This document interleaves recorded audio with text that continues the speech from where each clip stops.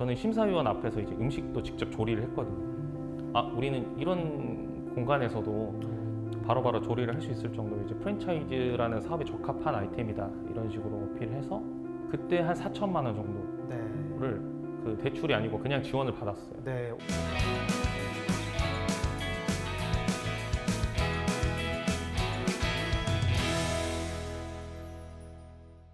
임팩트 라이브 오늘 시작해 보도록 하겠습니다.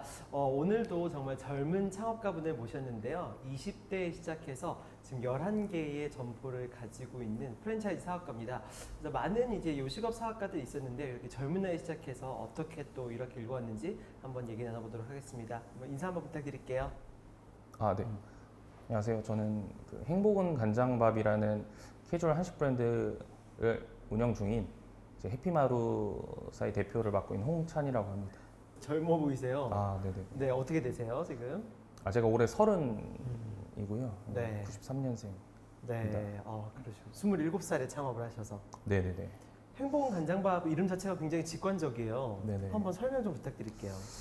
저희가 어떤 브랜드, 어떤 제품을 판매하는 곳인지 좀 직관적으로 알아야 되고, 한식을 제공을 하려다 보니까 일단 좀 한글 친화적인 이름이 좀 필요했고, 그러다가 우연히 이제 법정 스님 말씀을 엮은 책이랑 같은 이름이거든요. 저희가 추구하는 가치관도 그 책에 담긴 내용하고 좀 유사해서 채용을 하게 됐습니다. 한국인들은 저희 세대들은 간장밥에 대한 또 추억도 많잖아요. 그래서 행복이랑 너무 잘 연상이 되는 것 같긴 해요. 네. 그래서. 근데 어떻게 좀 요식업에 관심이 있으셨거나 아니면 뭐 그런 전공을 하셨거나 그런 게 있으셨던 건가요?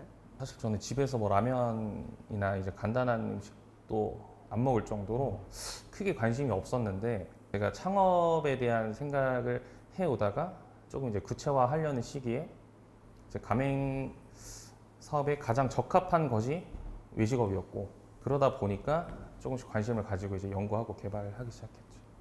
그러면 요식업보다는 사업에 좀 뜻이 있었던 거네요. 근데 사실은 이제 창업을 한다고 생각하면은 가맹 사업은 보통의 젊은 사람들 생각은 잘 못하거나 안 하거나 네네네. 앱이나 막 요즘 이제 핫한 뭐 이런 것들 맞아요. 많이 그냥 컨텐츠 생각하는데 아예 이쪽을 그냥 안 하신 거잖아요. 정확히는 안 했다기보다 사실 네. 못했어요. 왜냐면 저도 이제 개발 프로그래밍 학원도 반년 정도 다녀보고, 이제 저도 처음에는 당연히 IT 아니면 이제 전통적인 스타트업을 당연히 생각을 했거든요. 네. 근데 이제 조금 깊게 공부하고 알아보다 보니까 좀 착각하고 있는 게, 앱 개발이나 이런 어떤 플랫폼 사업 자체가 이제 초기 자금이 덜 들 것이다, 그렇게 생각을 해서 내가 학부생 입장에서 할 수 있는 창업이 뭐 앱 개발이나 플랫폼 사업밖에 없겠구나라고 저도 생각을 했는데, 비용 자체도 훨씬 많이 들어가고, 일단 음식점, 외식업은 창업을 하면 일단 현금 캐시플로우가 생겨요. 그렇죠. 네, 바로바로. 근데 앱이든 플랫폼이든 확신도 없고, 그때까지 투입해야 되는 인적 자본, 사실 그게 제일 크죠. 그쪽은 아예 배제를 했었지만 언젠가는 해보고 싶다. 그것도 용기네요. 진짜 약간 이거는 내 길이 지금은 아니다라고 네네. 딱 얘기할 수 있는 것도 큰 용기인 것 같아요. 그럼 간장밥이라는 아이템은 사실은 너무 신선하니까 이 아이템을 생각할 때 내가 생각할 때 이 포인트는 맞았던 것 같고, 돌아보니 이 포인트는 좀 틀렸던 것 같다. 뭐 이런 네네. 거 있을까요? 돌아보면. 이제 처음에 제가 음식에 대해 아예 문외한이기 때문에 이제 프랜차이즈 사업의 본질에 대해서 먼저 공부를 했어요.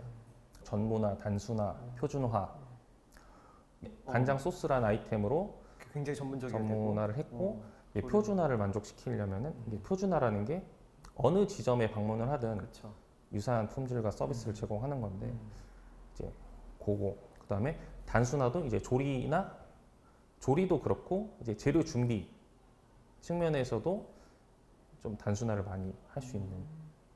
그럼 이제 한번 창업할 때의 과정도 되게 궁금해요. 왜냐면은 창업을 하는데 드는 그 1억의 큰 돈을 마련한 방법?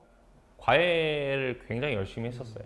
그때 정확히 기억은 안 나지만 3천만 원 중반 정도 되는 많이 모으셨다. 자금을 모아놨었고, 네. 좀 제일 큰 도움이 됐던 건 정부 지원 사업에 선정이 됐거든요. 네. 보통 외식업은 선정이 안 되는데, 저는 심사위원 앞에서 이제 음식도 직접 조리를 했거든요. 우리는 이런 공간에서도 바로바로 조리를 할 수 있을 정도로 이제 프랜차이즈라는 사업에 적합한 아이템이다 이런 식으로 어필을 해서 그때 한 4천만 원 정도를 네. 그 대출이 아니고 그냥 지원을 받았어요. 네. 우와. 그래가지고 보증금에서 일부 부족한 부분들은 이제 그 부사장님이 투자를 하셔가지고 투자 비용을 최대한 최소화하려고 저희는 뭐 공인중개사도 통하지 않고 이제 건물 주인분을 직접 만나가지고 네. 거기서 이제 중개 수수료 아끼고 절약하고. 이런 식으로 하면서 조금 했죠. 그러니까 사실 여유 자금도 거의 없이 그냥 다 올인을 했죠. 쏟아붓었고. 네, 올인을 했어요.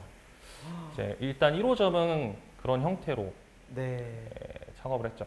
나랑 사업 파트너, 정부 이 세 축이네요. 네, 자본을 네네네. 모을 수 있는. 네. 한 번에 큰 돈은 아니겠지만 이제 이렇게 해서 만들 수 네네네. 있는 힘은 있는 것 같아요. 네네. 근데 이 아이템을 어떻게 하면 매력적이고 경쟁적으로 만들까 이런 것도 되게 고민 그 과정도 한번 듣고 싶긴 한데. 그 일단 간장에도 종류가 되게 많거든요. 한식 간장, 양조 간장, 그다음에 혼합 간장, 3분의 간장 이렇게 이 한식 간장이 볕이 얼마나 드냐 이런 거에 따라서도 차이가 있고 네. 그다음 한 번 생산을 하는데 한 2, 3년이 걸려요.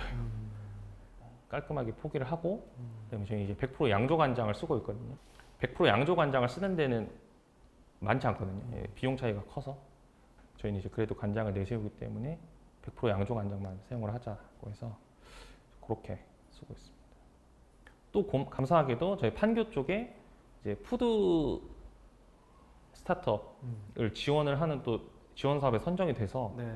판교에서 10개월 정도 레시피 개발을 하면서 또 청년 키움 식당이라고 지원해주는 또 정부 지원 사업이 있어요. 그래서 이제 그게 은평구 쪽에서 또 시행을 했는데 거기서도 거의 10개월 정도 한 1년 반 가까이 준비를 했죠. 그렇게. 세상에. 와, 그렇구나. 근데 이제 약간 이제 관심이 없고 이랬는데도 그 개발한 것도 놀랍기도 하지만 관심이 없고 음식이 막 이런 게 아닌데 그 기간을 버틴 것도 너무 신기한 것 같은데. 제가 다른 진로를 정말 건들지 않은 것 없이 다 건드려 봤거든요. 네. 행정고시, 5급 기술직도 준비를 했었고 CPA 또 준비를 하고 꿈이 이제 치과사였었어가지고 네.